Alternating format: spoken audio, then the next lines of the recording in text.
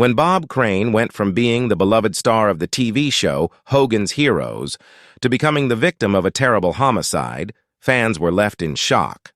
The crime was horrific, and everyone was anxiously waiting for some comforting news from the police that the murderer had been caught. But instead of closure, only more bad news followed. When the police arrived at the scene, they couldn't gather enough physical evidence to identify the killer. Every time they came close to naming a suspect, it turned out to be the wrong person. For decades, the case remained unsolved. Now, new evidence has surfaced, and it may finally reveal the truth behind Crane's murder, but it's not the kind of truth anyone was hoping for. Bob Crane was born Robert Edward Crane on July 13, 1928, and grew up in Stamford, Connecticut, with his older brother and their parents. From a young age, he had a deep love for music, and by the age of 11, he had already taken up drumming as his passion. He once said that he knew he wanted to be an entertainer the moment he started playing drums in grade school. This wasn't just a phase. By junior high, he was organizing local drum and bugle parades with his friends. In high school, he joined every music group he could, including the school orchestra, marching band, and jazz band. His talent stood out so much that he was accepted into the Connecticut Symphony Orchestra while still in high school. After graduation, Crane joined the Connecticut Army National Guard. Not long after, he married his high school sweetheart, Ann Tersian. He was honorably discharged from the National Guard after 2 years of service. Needing to support his new family, he turned to the one skill that had never failed him, drumming. He played with numerous bands in Connecticut and New York, but he knew he didn't want to be a drummer forever. The drums, however, bought him time while he searched for a career in radio. Eventually, he landed a job as a DJ at a Connecticut radio station. But he didn't just play music, he brought charm, wit, and intelligence to the airwaves. His engaging personality kept him on the air for 6 years, building a devoted fan base and catching the attention of other stations trying to lure him away. Crane had always dreamed of working in either New York or Los Angeles, and when an offer came from LA, he jumped at the chance. In Los Angeles, he continued to innovate. He added a personal touch to his DJ sets by playing the drums live on air, creating a chaotic but entertaining atmosphere that listeners loved. His show became a hit, attracting major celebrities like Marilyn Monroe, Frank Sinatra, and Bob Hope. With skyrocketing ratings, Crane became a star in LA radio. But he wanted more. He had always wanted to act and believed the best way to learn was by doing. While still hosting his daily radio show, he began performing with local theater groups to hone his acting skills. He could afford the extra expense and dedicated himself fully to learning the craft. His hard work paid off when he landed a role in the film Return to Peyton Place, which opened the door to more acting opportunities. He also did some guest hosting on the daytime game show, Who Do You Trust?, and began appearing on shows like The Twilight Zone, even agreeing to uncredited roles just to gain experience. His persistence led to appearances on Channing, Alfred Hitchcock Presents, and General Electric Theater, all while still running his radio show. One of the celebrity guests on Crane's radio show was Carl Reiner. Crane convinced Reiner to help him land a guest role on The Dick Van Dyke Show. Not only did he appear on the show, but the performance also caught the attention of Donna Reed, who offered him a guest spot on The Donna Reed Show. His portrayal of Dr. David Kelsey was so well received that the character was written into the storyline permanently, and Crane became a regular cast member. Crane's career was on the rise, but his story would take a tragic and mysterious turn that would haunt Hollywood and his fans for decades. Amazingly, Bob Crane continued working full-time on his radio show while acting on The Donna Reed Show. He kept up this demanding schedule until December 1964, when he left the show. The following year, it looked like his radio commitments would take up even more of his time. Then came Hogan's Heroes, the sitcom that would define his acting career. The CBS comedy, set in a World War II prisoner of war camp, followed the sabotage and espionage missions of Allied soldiers led by Colonel Robert Hogan, all under the noses of their unsuspecting German captors. Crane was offered the lead role, and the show became an instant hit. Finishing in the top 10 in its first year, Crane eventually left radio to focus entirely on his role as Colonel Hogan. It was an expected move. Managing both roles would have been impossible, and Crane had always made it clear that acting was his true passion. He admitted he actually took a pay cut to leave radio for acting, but said it was what he really wanted to do. That passion showed in his performance, and during the 1960s, Crane became a household name. He was charming, charismatic, and one of the most recognizable faces on television. Hogan's Heroes ran for 6 seasons and earned Crane an Emmy nomination in 1967. As the series was ending, Crane and his co-stars released a feature film, The Wicked Dreams of Paula Schultz, set in Cold War-era Berlin. Crane also began branching out into theater, starring in a dinner theater production of Cactus Flower with Abby Dalton. When Hogan's Heroes was canceled in 1971, Crane landed lead roles in 2 Disney films, Super Dad and Gus. He returned to the stage, purchasing the rights to a comedy play called Beginner's Luck, which he toured as both star and director. He performed at the Showboat Dinner Theater in Florida and other venues across the country. Crane also made guest appearances on television shows like Policewoman, Gibbsville, Quincy, M.E., and The Love Boat. He briefly returned to television with The Bob Crane Show on NBC, but it was canceled after only 14 episodes. Off-camera, Crane's life was more complicated. He had divorced his wife Anne, his partner of 21 years, and the mother of his 3 children, in order to marry Patricia Olson, an actress from Hogan's Heroes, who went by the stage name Sigrid Valdis. But Olson was just one of many women Crane had been involved with during his time on set. He had previously carried on an affair with co-star Cynthia Lynn, who played Helga, while still married to Anne.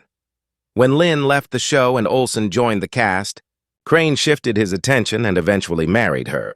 Their wedding took place on set, with fellow cast member Richard Dawson serving as best man.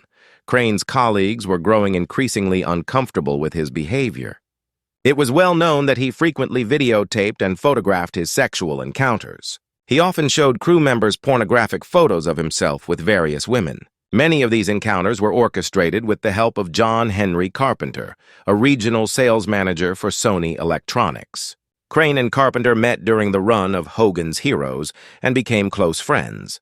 Carpenter helped Crane with his video equipment and began accompanying him to bars and nightclubs. Using Crane's celebrity status, they would meet women, whom Crane often introduced to Carpenter as his manager. The two would then photograph or videotape their encounters. Later, Carpenter took a job as a national sales manager at Akai and arranged his travel schedule around Crane's theater tours so they could continue filming together. Crane's son, Scotty, later wrote a book about his father and insisted that all the women involved were aware of and consented to being recorded. However, some women later claimed they had no idea they were being filmed. Even rumors about such behavior were damaging. Word eventually reached executives at Disney, who reportedly weren't pleased with what they were hearing. Tabloids like The National Enquirer began publishing stories, and Crane's image took a hit. In early 1978, Crane filmed a travel documentary in Hawaii and appeared on the Canadian cooking show Celebrity Cooks. There were claims that during the taping, Crane made off-color jokes about death and sex, possibly indicating some inner turmoil. However, the show's producers denied that anything inappropriate had occurred, saying that filming would have stopped if it had.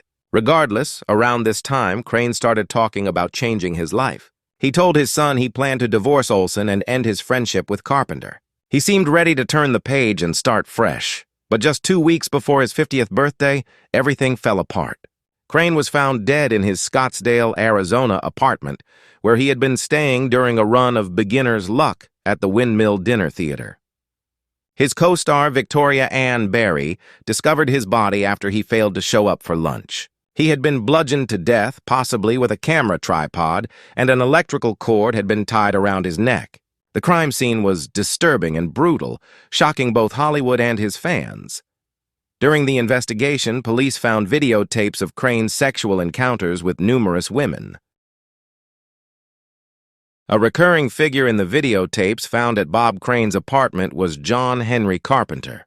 Fortunately for investigators, Carpenter had flown to Phoenix on June 25th to spend time with Crane. His rental car was impounded and examined, revealing several blood smears that matched Crane's blood type. No one else known to have been in the car shared that blood type, not even Carpenter. This discovery could have been a breakthrough, but the investigation soon began to fall apart. In 1978, the Scottsdale Police Department didn't have a homicide division and wasn't equipped to handle such a high-profile murder case. The crime scene produced few clues, no signs of forced entry, no valuables missing, and with DNA testing still unavailable at the time, the Maricopa County District Attorney declined to press charges. A week after Crane's funeral at St. Paul the Apostle Catholic Church in Westwood, Los Angeles, where more than 200 family and friends gathered, including Hogan's Heroes co-stars and producer Edward Feldman, it seemed like the killer might never be caught. Crane, who had been working to rebuild his life, was laid to rest at Oakwood Memorial Park Cemetery in Chatsworth, California. 12 years later, Scottsdale police investigator Barry Vassell and Maricopa County Attorney's Office investigator Jim Raines reopened the case. Despite new efforts, DNA testing on the blood found in Carpenter's rental car remained inconclusive. However, the reinvestigation turned up a new piece of evidence, a photograph of the car's interior that seemed to show a piece of brain tissue.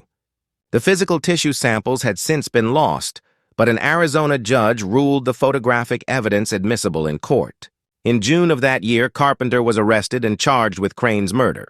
4 years later, Carpenter stood trial and maintained his innocence, arguing that he and Crane had been on good terms. His attorney produced witnesses who had seen the two dining together the night before the murder. The prosecution countered this with testimony from Crane's son, Scotty, who said his father had wanted to cut ties with Carpenter, describing him as a clingy and obnoxious presence. Scotty claimed his father had called Carpenter the night before his death to officially end their friendship. But the case remained weak. The defense pointed out serious mishandling of evidence by the police. The murder weapon had never been found or definitively identified, and the prosecution's theory that it was a camera tripod was speculative, influenced by Carpenter's profession. The defense also suggested that Crane had been involved with many women, some of whom may have had partners who were angry enough to kill him. One example given was an actor who had previously vowed to get back at Crane after a heated altercation in Texas. Ultimately, Carpenter was acquitted. He continued to proclaim his innocence until his death in 1998. However, Scotty Crane and Maricopa County District Attorney Rick Romley remained convinced that Carpenter was the killer. Crane's other son, Robert David, suspected someone else, Patricia Olson, Crane's second wife. According to him, she was the only person who stood to gain financially from Crane's death, having been left everything in his will, while Crane's children and ex-wife Ann were excluded. At the time of his murder, Crane and Olson were separated and just weeks away from finalizing their divorce. Yet, despite this, investigators never considered Olson a suspect, and she was never officially linked to the crime. Crane's murder remained unsolved and became one of the most notorious cold cases in Hollywood history. In 2007, Patricia Olson died and was buried beside Crane in Westwood Village Memorial Park, a resting place she had moved him to years earlier. The mystery still lingered. 9 years after Olson's death, Phoenix television reporter John Hook was granted permission by the Maricopa County Attorney's Office to retest the original 1978 blood samples from Carpenter's rental car using more advanced DNA analysis. The results revealed 2 DNA sequences, one from an unidentified male and another too degraded to be conclusive. This suggested that someone else had been in the car with Crane on the day of his murder, possibly the killer. But there was no way to identify who that person was. Worse still, Hook's testing consumed all of the remaining DNA evidence from the car, making any further testing in the future impossible. To this day, the murder of Bob Crane remains officially unsolved.